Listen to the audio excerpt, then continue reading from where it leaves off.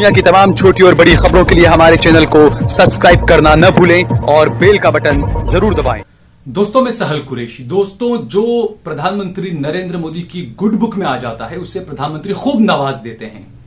इन दिनों प्रधानमंत्री नरेंद्र मोदी की सरकार ने 2 नियुक्तियां ऐसी की है जिसे लेकर काफी सवाल उठ रहे हैं। इसमें से पहली नियुक्ति जो है वो एक ऐसे व्यक्ति को राज्यसभा की सीट दे दी गई है जिसने कभी प्रधानमंत्री नरेंद्र मोदी के लिए गोधरा कांड के वक्त, गुजरात दंगों के वक्त उनके लिए पैरवी की थी। उस व्यक्ति को जो है वो प्रधानमंत्री नरेंद्र मोदी की सरकार ने सिफारिश की और राष्ट्रपति ने जो है वो राज्यसभा के लिए मनोनीत कर दिया।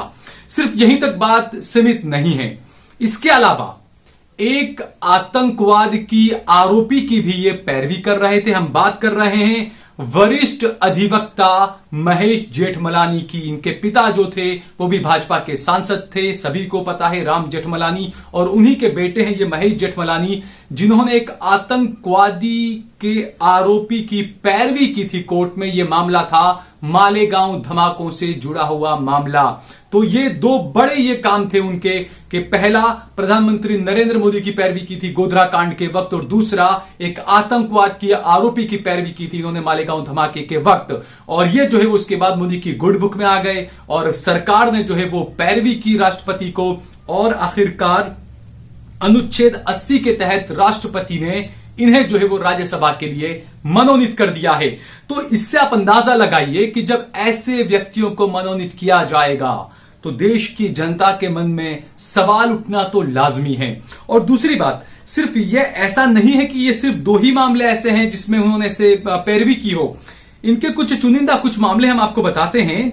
महाराष्ट्र के पूर्व मुख्यमंत्री AR अंतुले का ट्रायल और अपील इन्होंने की थी। इसके अलावा पूर्व प्रधानमंत्री, देखिए यह खास एक और मुद्दा है कि पूर्व प्रधानमंत्री इंदिरा गांधी के जो हत्यारे थे उनकी भी पैरवी यही महेश जेठमलानी कर रहे थे। तो ये एक और मामला इनका यह है। इसके अलावा टाटा के भी कई केस इन्होंने लड़े, टाटा की तरफ से भी कई बार उन्होंने मामला किया। जमानत अर्जी में संजय दत्त और कुछ अन्य बम विस्फोटों के आरोपियों के लिए हाईकोर्ट में टाडा न्यायाधीश के समक्ष जो है वो इन्होंने सुप्रीम कोर्ट में ये अर्जी दी, अपील की थी। यानी कि वो भी एक आतंकवाद से जुड़ा हुआ मामला था जिसमें इन्होंने पैरवी की संजय दत्त की। इसके अलावा विशेष न्यायाधीश माननीय न्यायमूर्ति श्री SN बॉम्बे हाईकोर्ट में वारियावा के सामने यूको बैंक मामले में हर्षद मेहता का मुकदमा इन्होंने लड़ा था। जो हर्षद मेहता देश के सबसे बड़े घोटालेबाजों में से एक घोटालेबाज उसको माना जाता है, उसका मुकदमा भी इन्होंने लड़ा था। तो ये वो बड़े बड़े जो मामले हैं। इसके अलावा 2001 का जो बड़ा घोटाला था उसमें केतन पारेख के लिए भी इन्होंने पैरवी की थी। तो इससे आप देख सकते हैं कि कैसे कैसे मामलों में इन्होंने किसकी किसकी पैरवी की हुई है। इसके अलावा सोहराबुद्दीन एनकाउंटर मामले में अमित शाह को बचाने के लिए भी इन्होंने पैरवी की थी। और वो जो मामला था गुजरात हाईकोर्ट और सुप्रीम कोर्ट में तुलसी प्रजापति का ये मामला था, उसमें जो है वो पेश हुए थे। वहीं महेश जेठमलानी जो है वो 2009 में मुंबई उत्तर मध्य से जो है वो शिवसेना और भाजपा के उम्मीदवार थे लोकसभा चुनाव में, लेकिन वो चुनाव हार गए थे। और अब जो है आखिरकार उन्हें इनाम मिला है। जैसा हमने बताया कि बड़े बड़े ये मामले थे। गोधरा कांड में मोदी के लिए वो पेश हुए थे कोर्ट में। अमित शाह को जो है वो उन्होंने सोहराबुद्दीन एनकाउंटर में जो है वो बचाने की, उनकी पैरवी के लिए वो आए थे कोर्ट में। इसके अलावा इंदिरा गांधी के जो कातिल थे उनके लिए भी इन्होंने पैरवी की थी और उन्हें जो है वो प्रधानमंत्री नरेंद्र मोदी ने इनाम दे दिया है। इन्होंने मालेगांव आतंकवाद के आरोपी की भी पैरवी की है और वो जो है वो अब राज्यसभा में पहुंचे हैं। राष्ट्रपति ने उन्हें मनोनीत किया है। सीधी बात है, लोग ये कहेंगे कि वकील का धर्म होता है, वो किसी का भी केस ले सकता है, उसका पेशा है। लेकिन वो बात भी याद रखिए, हम किसी की पैरवी नहीं कर रहे हैं। ये देश जो है वो आतंकवाद के आरोपी को बिल्कुल उसकी पैरवी करने की भी इजाजत देता है। लेकिन भाजपा ऐसे मौकों पर हमेशा विरोध करती आई है। भाजपा बार बार बताती आई है कि वो आतंकवादी का पैरवी कर चुका है, वो उसकी पैरवी कर चुका है। तो ऐसे में भाजपा खुद जो है वो अब कैसे लोगों को मनोनीत करके राज्यसभा भेज रही है, ये देखने वाली बात हो। कि हालांकि ये मनोनीत करने का जो जिम्मेदारी होती है वो राष्ट्रपति की होती है, लेकिन जो सिफारिश की जाती है वो सरकार की तरफ से ही की जाती है। तो सरकार ने जो है वो महेश जेठमलानी की सिफारिश की और उसके बाद आखिरकार उन्हें राज्यसभा में जो है वो उनको मनोनीत कर दिया गया। तो ये पहली वो है नियुक्ति जिसको लेकर विरोध हुआ। और उसके बाद दूसरी नियुक्ति जो है वो जस्टिस, जो सुप्रीम कोर्ट के जस्टिस रहे हैं, जस्टिस अरुण मिश्रा, उनकी नियुक्ति को लेकर भी सवाल उठ रहा है। जैसा कि हमने कहा कि जो मोदी की गुड बुक में आ जाता है उसको मोदी नवाज देते हैं। जस्टिस मिश्रा जब सुप्रीम कोर्ट के जज थे और उस दौरान जज रहते हुए उन्होंने प्रधानमंत्री नरेंद्र मोदी की तारीफ कही थी और यह कहा था कि मोदी बहुत जीनियस हैं, वो बहुत दूरअंदेश की सोच वाले व्यक्ति हैं।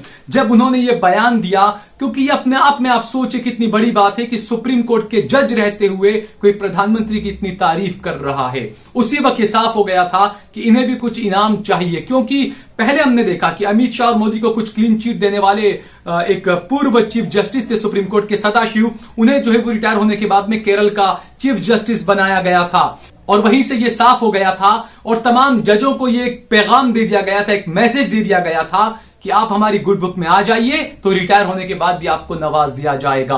तो ये अरुण मिश्रा जो है, जस्टिस अरुण मिश्रा, उन पर भी कई सवाल उठे, क्योंकि उन्होंने एक तो जज रहते हुए, सुप्रीम कोर्ट के जज रहते हुए प्रधानमंत्री की तारीफ की और दूसरा उन पर कई आरोप भी लगते हैं। बताया यह जा रहा है कि आखिर में 2019 से 21 के बीच में अदानी से जुड़े हुए कई ऐसे मामले थे, तकरीबन 8,000 करोड़ रुपए का मामला बताया जाता है, जिसमें उन्होंने फैसला सुनाया था और अदानी के फेवर में, उनके समर्थन में फैसला सुनाया था।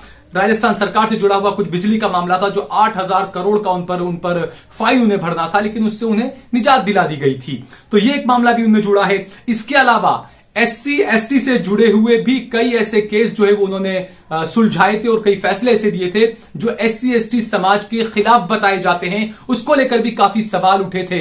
और अब आप सोचिए, सवाल यही उठ रहे हैं कि ऐसे व्यक्ति को अगर NHRC का चेयरमैन बनाया जाता है तो आखिरकार मानव अधिकारों का क्या होगा। और इस मामले में जब ये नियुक्ति हुई, जो पैनल बनता है नियुक्ति का, उसमें जो नेता विपक्ष हैं राज्यसभा के, वो भी उसके मेंबर थे, वो भी उसके सदस्य हैं। लेकिन राज्यसभा के जो नेता विपक्ष के जो लेकिन राज्यसभा के नेता विपक्ष जो है, खड़गे जो कांग्रेस के नेता हैं, उन्होंने जस्टिस अरुण मिश्रा की NHRC के चेयरमैन के पद पर हुई इस नियुक्ति से खुद को अलग कर लिया है। खड़गे ने कहा है कि मैं इससे अलग इसलिए हो रहा हूं क्योंकि मैंने कुछ सुझाव दिए थे, उन तमाम सुझावों को जो है वो ठोकर मार दी गई। उन्होंने कहा कि मैंने सुझाव दिया था कि इस देश में सबसे ज्यादा SC ST और अल्पसंख्यकों पर सबसे ज्यादा अत्याचार होता है, इसीलिए इस समुदाय से या इस क्षेत्र से या इनके में से किसी को जो है वो NHRC का चेयरमैन बनाया जाए। और अगर उन्हें NHRC का चेयरमैन नहीं बनाया जाता है तो उनमें से ऐसे किसी व्यक्ति को जो है वो कम से कम NHRC का एक मेंबर बनाया जाए। लेकिन उनकी मांग को ठुकरा दिया गया, उनके सुझाव को ठुकरा दिया गया और इसीलिए उन्होंने कहा कि वो इस प्रक्रिया से खुद को अलग करते हैं।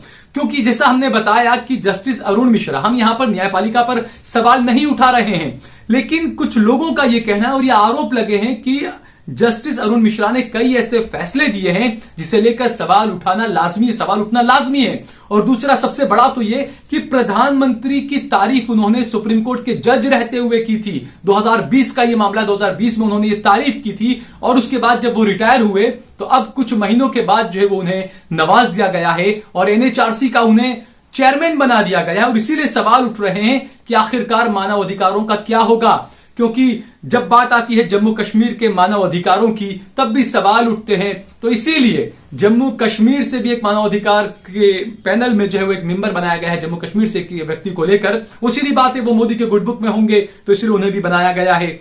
तो यहां पर यह सवाल उठता है कि आखिरकार जब ऐसे कुछ अपनी गुड बुक के लोगों को अगर इस तरह के संवैधानिक पदों पर बैठाया जाएगा तो इस देश की जनता का क्या होगा। इस देश में जो लोग दबे कुचले हैं, जो मानव अधिकार के पास जाते हैं इंसाफ के लिए, उनका आखिर क्या होगा, यह बड़ा सवाल है। और दूसरा यह भी है कि नरेंद्र मोदी और अमित शाह जिसे चाहते हैं उसे नवाजते हैं। पिछले 5 सालों में तमाम चीजें, पिछले 7 सालों में हमने तमाम चीजें देखी भी है।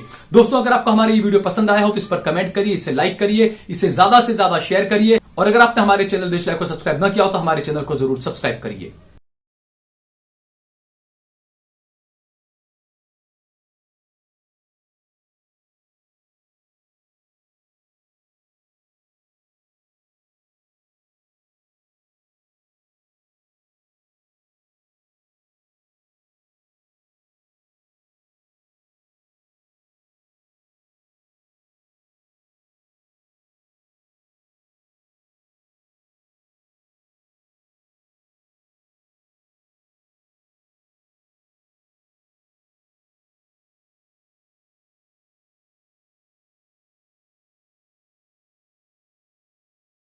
आप देख रहे हैं देश लाइव, देश की आवाज।